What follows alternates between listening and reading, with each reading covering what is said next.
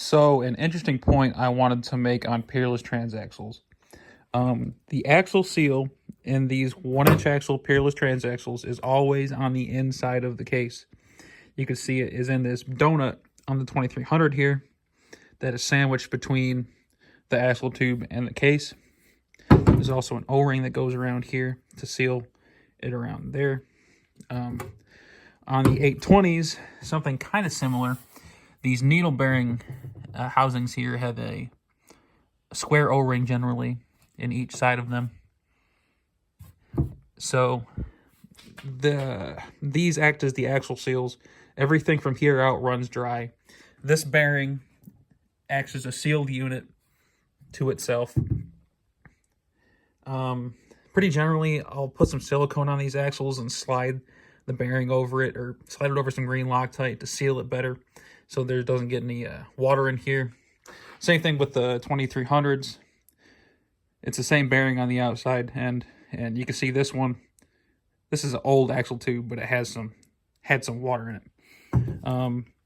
The seal being on the inside, it makes it harder to replace, but it has a much lower failure rate as compared to the 633s or the wheel horse 8-speeds or 4-speeds.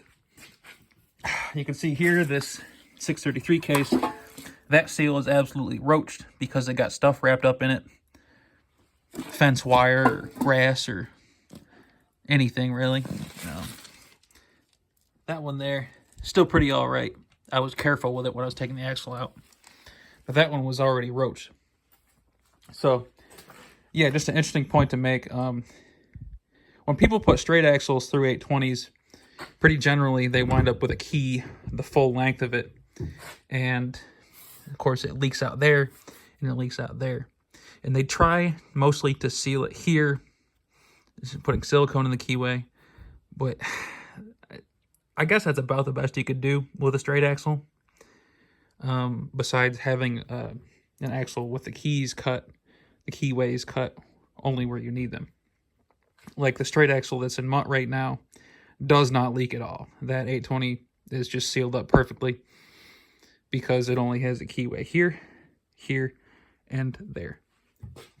So, yeah, just thought I'd mention that.